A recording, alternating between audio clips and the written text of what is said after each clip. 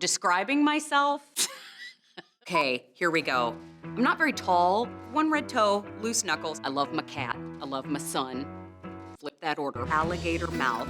I love bright colors. I like to talk. I'm not an 80% kind of girl. Bumblebee butt. I'm just a big old hot mess. Think of myself as just a little bit over the edge. You know what I'm saying?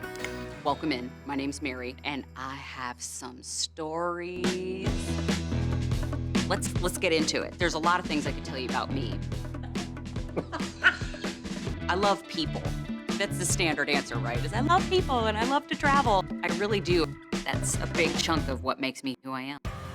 Human beings take a recipe to feel fulfilled. Being able to incorporate you into every single part of what we do here at the Q, that has meant the world to me. Without you, we wouldn't be here. It's also making sure that we connect. Thanks for chatting with us today. I love testimonial calls. I love live streams. I love your comments. I read all of them. Best part of my job is you. I'll tell you what, this whole journey, I am being referred to as your expert. But here's what I'm hoping for all of you when you come visit me as we take this journey together. I want you to have fun. Yep, bring the wife, that's fine.